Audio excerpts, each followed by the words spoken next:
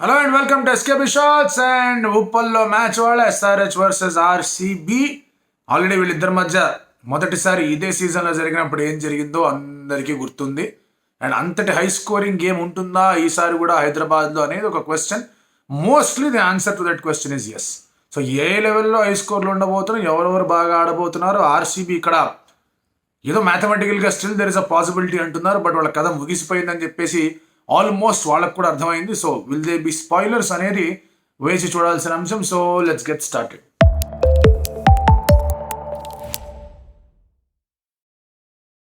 RCB ఇక్కడ నుంచి అన్ని మ్యాచ్లు గెలిచినా they will be at 14. Rajasthan royals already 14లో ఉన్నారు. అండ్ ఆ తర్వాత మీరు కేకేఆర్ని కానీ లక్నోని కానీ చూసుకుంటే కనుక వాళ్ళు కూడా సాలిడ్గా ఆ రేస్లో ముందుకెళ్తూ ఉన్నారు. అండ్ ఇక్కడ ఎస్ఆర్హెచ్ కూడా అదే రేస్లో ముందుకెళ్లే ప్రయత్నం చేస్తుంది. గెలిస్తే కనుక 12 పాయింట్లు వస్తాయి. సో ద మూమెంట్ ఎస్ఆర్హెచ్ ఈ మ్యాచ్ గెలిచేసిందంటే మ్యాథమెటికల్గా ఉన్న పాసిబిలిటీలు కూడా తగ్గిపోతాయి ఇక్కడ. ఎందుకంటే they'll be stuck at 12 and 12 వచ్చే టీమ్స్ ఇంకా చాలా ఉన్నాయి. స్టిల్ 12 పాయింట్స్ వచ్చి కూడా 2019లో ఒక జట్టు సన్ రైజర్స్ హైదరాబాద్ వెళ్ళిపోయింది ప్లే ఆఫ్స్కి అని చెప్పేసి కొంతమంది మాట్లాడినా 10 టీమ్స్ ఉన్నప్పుడు అండ్ ఇక్కడ సమీకరణాలు ఇలా ఉన్నప్పుడు the answer to it is mostly no. So still ఏదో ఒక రూపంలో ఎక్కడో ఒక క్యాలిక్యులేటర్స్ ఇంకా పని చెప్పాలి అంటే కనుక ఆర్సీబీ ఈ మ్యాచ్ గెలవాల్సిన అవసరం ఉంది. But take everything away from that equation. అంటే ఇక పాయింట్స్ టేబుల్ అవన్నీ పక్కన పెట్టేస్తే కనుక what is there in this match. RCB last match చూసుకుంటే కనుక ఆల్మోస్ట్ ఫినిష్ చేశారు. ఆల్మోస్ట్ ఒక్క పరుగుతో వాళ్ళు ఓడిపోయారు. ఇక దానికి రకరకాల కారణాలు ఉన్నాయి. అది నో బౌలర్ కాదు అన్నారు, దానికి ఎక్స్ప్లెనేషన్ వచ్చేసింది. అది 4 కాదు 6 అన్నారు, దానికి వీడియో బయటకు వచ్చేసింది. So all those theories are put to end. ఇక్కడ మాట్లాడుకోవాల్సింది ఏంటంటే the way they played there, అది ఒక మంచి క్యారెక్టర్ని చూపించింది. అది గౌతమ్ గంభీర్ కూడా అప్రిషియేట్ చేశాడు, అది పక్కన పెట్టండి. బట్ ఎక్కడ కూడా వాళ్ళు ఒక రకమైన ప్రాబ్లంలోకి వెళ్ళిపోయావు అనే సిచ్యువేషన్ క్రియేట్ చేయాలి. ఈవెన్ దో 2 ఓవర్లలో 4 వికెట్లు కోల్పోయినా స్టిల్ దే కెప్ట్ ఫైటింగ్.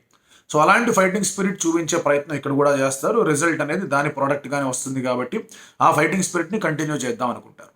లాస్ట్లో వీళ్ళిద్దరి మధ్య జరిగిన లాస్ట్ మ్యాచ్లో ఏమైంది, 550 పరుగులు వచ్చాయి.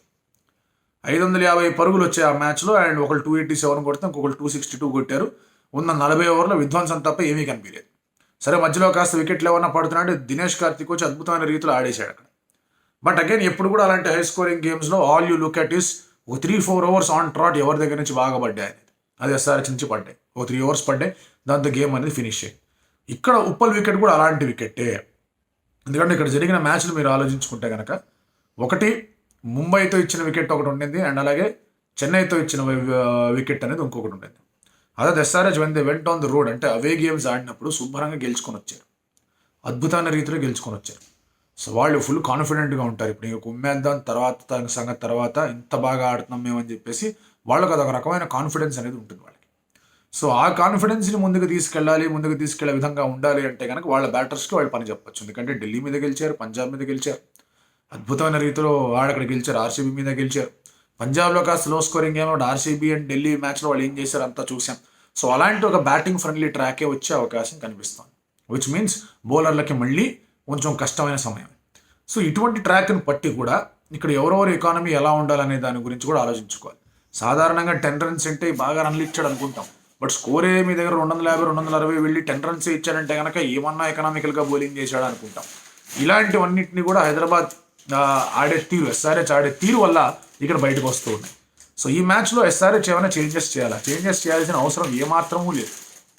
ఎందుకంటే చక్కగా టీం సెట్ అయ్యి వెళ్ళింది, బాగా వేశారు, అందరూ కూడా బౌలింగ్ బాగా వేశారు. మీరు అబ్జర్వ్ చేసుకుంటే కనుక సుందర్ అనే ఆప్షన్ ఏమైనా మార్చేస్తారనేది చూడాలి. ఎందుకంటే సుందర్ బాగా రన్స్కి వెళ్ళాడు, ఇంకా కొంచెం ఫ్లాటర్ సర్ఫేస్ వస్తుంది కాబట్టి దిల్ బి థింకింగ్ ఏం చేయాలి, ఇక్కడ ఎవరినైనా తీసుకొని రావాలా, ఇంకెవరన్నా బౌలర్ బెటర్గా ఉంటాడా అని. కానీ ముంబైకి ఇచ్చిన పిచ్ ఇస్తే కనుక ఫాస్టర్ బౌలర్స్ కన్నా స్పిన్నర్లే కాస్త నయంగా బౌలింగ్ వేశారు. షాబాజ్ కానీ ఆ టైంలో బాగా బౌలింగ్ వేసి వికెట్లు తీయడం కానీ కనిపించింది. ఇక్కడ అభిషేక్ శర్మని కాస్త గట్టిగా వాడుకుంటే కనుక సుందర్ అనే ఒక ఆప్షన్ రావాల్సిన అవసరం లేదు. Although Sundar is a terrific bowler, terrific contributor of the game. But ఈ సీజన్ ఎందుకో ఎస్ఆర్హెచ్ స్కీమ్ ఆఫ్ థింగ్స్లో సింక్ అవ్వలేదు. సరే తీసుకొద్దాం అనుకున్నప్పుడు వేరే లెవెల్లో సింక్ అయిపోయాడు. సో ఇక్కడ సింక్కి స్పెల్లింగ్ తేడా, SYNC వేరు, SINK వేరు. సో అక్కడ జరిగిన తేడా అది. సో ఒక సింక్ అవ్వాలనుకుంటే ఇంకో సింక్ అయ్యాడు సుందర్. సో దాని ప్లేస్లో ఇంకేమన్నా వేరే ఆప్షన్స్ ఏమన్నా వెతుక్కుంటారా అనేది మాత్రమే ఇక్కడ ఆలోచన. కానీ 4 ఫారినర్స్ ప్రకారంగా, రూల్ ప్రకారంగా చూసుకుంటే కమిన్స్ ఎటు తిరిగి ఉంటాడు, క్లాసన్ ఖచ్చితంగా ఉంటాడు, హెడ్ ఖచ్చితంగా ఉంటాడు. మార్కరం ప్లేస్లో ఇక్కడ ఏమన్నా ఫిలిప్స్ తీసుకొని రావాలని ఇంకొక ఆలోచన కనిపిస్తాను. మార్క్రమ్కి ఉన్న ఆపర్చునిటీస్లో ఆడిన 7 గేమ్లలో చూసుకుంటే కనుక ఎప్పుడెప్పుడు అతనికి అవకాశం వచ్చిందో టు అన్ ఎక్స్టెంట్ అతను బాగానే పర్ఫామ్ చేశాడు. మరి రాహుల్ లాగానో మయాంక్ లాగానో కిందకి వెళ్ళిపోవాలి. ఎస్, లాస్ట్ మ్యాచ్లో కానివ్వండి, ఒక మ్యాచ్లో కానివ్వండి కొంచెం స్లోగా ఆడిన సందర్భాలు ఉన్నాయి, కాదనట్లేదు.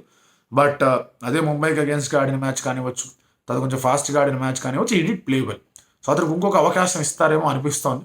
ఆ అవకాశంలో కూడా మళ్ళీ ఎటు ఏంటంటే they might get in Phillips, ఎందుకంటే ఇంకా ఆ డౌన్ ది ఆర్డర్ కొంచెం స్ట్రాంగ్గా స్ట్రెంగ్త్ అనేది తయారవుతుంది అక్కడ. సో ఆ ఒక్క ఆలోచన అనేది ఇక్కడ చూడాలి ఎలా ఉండబోతుంది ఏంటి కథ అని చెప్పి. బౌలింగ్లో నటరాజన్ బాగా వేస్తున్నాడు. భువి లాస్ట్ మ్యాచ్లో వార్నర్ వికెట్ తీశాడు, ఆ తర్వాత కొంచెం బాగానే వికెట్ తీయకపోయినా కూడా ఆ తర్వాత రన్స్ అనేవి కంట్రోల్ చేయగలిగాడు. అతనే చెప్పాడు it's matter of time win I get back to wickets అని. సో భువి ఎప్పుడు చెప్పేది భువి బాగా వేస్తే ఎస్ఆర్హెచ్ విల్ డూ వెల్. దానికి తోడు నటరాజన్ కూడా బాగా వేస్తున్నాడు. నటరాజన్ గురించి కమిన్స్ భువి అందరూ మంచి మాటలు చెప్పారు. నేను ఏకంగా వీసా అప్లికేషన్ పంపించండి అమ్మా వరల్డ్ కప్కి తీసుకెళ్ళిపోవడం అని కూడా చెప్పాను. తీసుకెళ్ళకపోతే it will be huge loss. Runs అనేది ఏదో ఒక బౌలర్ ఎక్కడో ఒకటి వెళ్తాడు, అలా కాకుండా ఎలా వచ్చాడు ఓవరాల్గా లీగ్లో ఎట్లా బౌలింగ్ పర్ఫార్మెన్స్ అనేది ఉందనే చూసుకోవాలి. 7 మ్యాచ్లు నటరాజన్ 2 మ్యాచ్లు ఆడలేదు అనుకుంటా, but overall it did really well. ఒకటే స్పిన్నింగ్ విభాగంలో ఎస్ఆర్హెచ్ ఇంకొంచెం బెటర్గా చేయాలనుకుంటారు, బట్ ఆర్సీబీ కూడా స్పిన్నింగ్ విభాగంలో పెద్దగా ఏమీ లేవు. సో వాళ్ళు ఆలోచిస్తారు ఏం చేయాలని. Karan Sharma last match bowling బాగా చేశాడు, బ్యాటింగ్ బాగా చేశాడు కాబట్టి కరణ్ శర్మని కంటిన్యూ చేస్తారు. ఆ లెగ్ స్పిన్ టాక్టిక్ వేసే అవకాశాలే కనిపిస్తూ ఉన్నాయి. అండ్ వాళ్ళ బౌలింగ్లో because of Maxwell is not there, Maxwell ఆడనని చెప్పేసి నా వల్ల కావట్లేదు, నేను ఎప్పుడు ఆడతానో నాకే తెలియదు, నేను ఆడతాను రెడీగా ఉన్నప్పుడు మాత్రం నేనే చెప్తా అన్నాడు. అతనే వెళ్ళి చెప్పాడు ఫాఫ్ డు ప్లెసీకి. అక్కడే కూర్చున్న టీంతో కూర్చోండి, ఎక్కడికి వెళ్ళిపోలేదు. ఒక మనిషిని ఏదో ఆవేశపడి ఎక్కడికో వెళ్ళిపోయాడు అన్నావు కదా అన్నాడు, అది పక్కన పెట్టండి. అక్కడే ఉన్నాడు కానీ is not in the frame of mind to play. So దానివల్ల ఏమవుతుందంటే మీకు బౌలింగ్లో ఒక అదనపు ఆప్షన్ కనిపిస్తుంది ఎవరిని తీసుకోవాలని. లాకీ ఆల్దో అన్ని రన్స్కి వెళ్ళిన ఫస్ట్ ఓవర్లో, తర్వాత బాగా వెనక్కి వచ్చాడు ఆ స్లో బాల్ అవి ఇవి వేసి. గ్రీన్ బాగా వేసాడు బౌలింగ్. విల్ జాక్స్ నుంచి కొంచెం బౌలింగ్ వేయించి ఆలోచన కనిపించాలి. విల్ జాక్స్ ఇన్ఫాక్ట్ మీరు అబ్జర్వ్ చేసుకుంటే ఫస్ట్ 2 ఓవర్లు బాగానే వేసాడు, ఆ తర్వాత రన్లకు వెళ్తాడు. సో విల్ జాక్స్ చేత కూడా 2 ఓవర్లు వేయించి ఒక ఆలోచన కనిపిస్తుంది. సో ఓవరాల్గా వాళ్ళ దగ్గర నుంచి సిరాజ్ దగ్గర నుంచి మంచి బౌలింగ్ పర్ఫార్మెన్స్ కావాలి. సిరాజ్ ఫస్ట్ 3 ఓవర్లు బాగా వేసాడు, లాస్ట్లో రన్కి వెళ్ళాడు. దయాల్ 2 ఓవర్లు బాగా వేసాడు, లాస్ట్ 2 ఓవర్లు రన్కి వెళ్ళాడు. అలా డెత్ ఓవర్స్లో వాడికి పూర్తి స్థాయిలో అల్టిమేట్ సమస్య అనేది కనిపిస్తుంది. So will they hold back Ferguson for death over. అక్కడ అతను రన్కి వెళ్తున్నాడు, 11-12 రన్ల పర్ ఓవర్ వెళ్తున్నాడు. కానీ వీళ్ళు సృష్టించే విధ్వంసం ముందు 11-12 ఈజ్ నథింగ్. సో ఇలాంటి ఆలోచనలు ఆర్సీబీ కూడా చేసుకోవాలి. ఇప్పుడు కీ బ్యాటిల్స్ గురించి మాట్లాడదాం. కీ బ్యాటిల్ అనేది ఇక్కడ మీరు సీరియస్గా అబ్జర్వ్ చేసుకుంటే, ఒకవేళ సిరాజ్ స్టార్ట్ చేస్తున్నాడు స్పెల్ అనుకుంటే సిరాజ్ వర్సెస్ హెడ్. ఇంకా అంతకు మించి వేరే బ్యాటిలే కనిపించట్లేదు. సిరాజ్ డస్ వెల్ అండ్ హెడ్ని కనుక తీసేసాడు అంటే కనుక SRH will get slow. So ఆ ఆలోచన మీదే ఆర్సీబీ ఉంటుంది. And Siraj is there most trusted bowler. Top లీవర్ వచ్చి ఉండొచ్చు, ఫర్గ్యూసన్ వచ్చి ఉండొచ్చు, జోసెఫ్ ఆడి ఉండొచ్చు, దయాల్ ఉండొచ్చు, ఇంకెవరో ఉండొచ్చు, కానీ Siraj is the trusted bowler. అతనే పర్ఫామ్ చేయాలి, అతనే వికెట్ తీసివ్వాలి ఒకవేళ ఆర్సీబీ గెలవాలంటే. అదో మంచి బ్యాటిల్ లా కనిపిస్తుంది. విల్ జాక్స్ ఒకవేళ బౌలింగ్ వేస్తున్నాడు పవర్ ప్లేలో అంటే Will Jacks versus Abhishek Sharma. Abhishek శర్మకి స్పిన్నర్లు వచ్చారంటే కనుక వాళ్ళని అసలు సరిగ్గా ట్రీటే చేయడు, బయటికి కొట్టాల్సిందే అంటాడు. సో అలాంటి రీతిలో ఈ ఓవర్ అటాకింగ్ నేచర్ ఏదైతే హైదరాబాద్ బ్యాటర్స్లో ఉండిందో అది సక్సెస్ అవుతుంది. దానికి ఏమన్నా విల్ జాక్స్ బ్రేక్ వేస్తాడనేది చూడాలి. ఇటు సైడ్ నుంచి చూసుకుంటే కనుక definitely Bhuvi will bowl the first over. 2 ఓవర్లు ఏదో బౌలింగ్ వేస్తాడు. So him versus Virat Kohli. Bhuvi versus Virat Kohli is an ultimate battle. Last year Virat Kohli ఇక్కడికి వచ్చినప్పుడు క్లాస్ అని ఇక్కడ ఉన్నప్పుడు ఇద్దరు 100 కొట్టారు. ఏ టీం గెలిచిందో మనం లాస్ట్ ప్రివ్యూలోనే మాట్లాడుకున్నాం. సో విరాట్ అలాగే హైదరాబాద్ గ్రౌండ్ మీద 2-3 విజయాలు కూడా అందించాడు. కానీ స్టిల్ అందరి మైండ్స్లో 2019 గుర్తుంటుంది. ఎక్కడైతే వార్నర్ అండ్ బెర్స్టో వాళ్ళు విధ్వంసం ఎక్కడైతే సృష్టించారో, వాళ్ళు ఎక్కడైతే కనుక ఒక రకంగా దండయాత్ర చేశారో అదొకటే గుర్తుంటుంది. But there are other games also which are played really well ఈ 2 స్క్వాడ్ల మధ్య.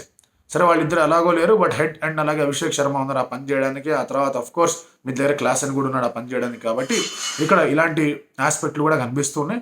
సో భువి వర్సెస్ విరాట్ కోహ్లీ అనేది ఇంకొక అద్భుతమైన బ్యాటిల్ అవుతుంది. ప్రాబబ్లీ అక్కడ ఒకవేళ కనుక విల్ జాక్స్ ఇస్ దేర్ కొంచెం కంటిన్యూ చేస్తున్నాడు ఆట అనుకుంటే కనుక Cummins versus Will Jacks, middle ఓవర్స్లో ఒకవేళ విల్ జాక్స్ ఆడుతున్నాడు అంటే అది కూడా ఒక మంచి బ్యాటిల్ లా కనిపిస్తుంది. And Ferguson versus Klaasen. I think ఒకవేళ ఫర్గ్యూసన్ ఆడుతున్నాడు అంటే mostly he should play. Last లేదు టాప్ లైన్ తీసుకొద్దాం, లెఫ్ట్ ఆర్మ్ బౌలర్ కదా కొంచెం బౌన్స్ వస్తుంది కదా అంటే దట్స్ డిఫరెంట్ స్టోరీ. ఎవరున్నా కూడా క్లాసన్కి అగేన్స్ట్గా డెత్లోనో లేదా మిడిల్ ఓవర్స్లో ఎవరైతే బౌలింగ్ వేస్తున్నారో అది సూపర్ బ్యాటిల్ లా కనిపిస్తుంది.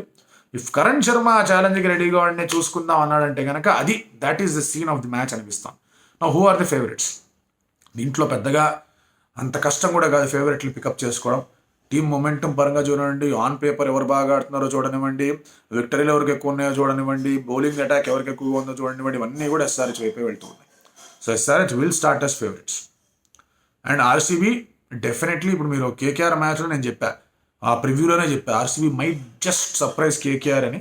సర్ప్రైజ్ చేయలేకపోయారు, ఆల్మోస్ట్ దగ్గర దాకా వచ్చారు, సర్ప్రైజ్ చేయలేకపోయారు. టైంలో వికెట్లు పడడం, సరే ఆ వికెట్ అనేది అంత కాంట్రవర్షియల్గా వెళ్ళడం, ఇవన్నీ కనిపిస్తూనే వచ్చిన ఆర్సీబీ మధ్యలో ఓవర్లో కాస్త వికెట్లు కోల్పోయారు.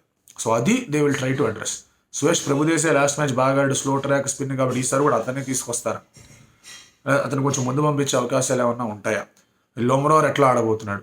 గ్రీన్ కాస్త వెనక్కి నెట్టారు, గ్రీన్ ఏమన్నా ముందుకు తీసుకొచ్చే ప్రయత్నం చేస్తారు. గ్రీన్ ముందుకు తీసుకొస్తే రాపాని వెనక్కి నెట్టాలి. రజత్ పటిదార్ 4 మ్యాచ్లు చాలా బాగా ఆడాడు. So he will also become one of the key players.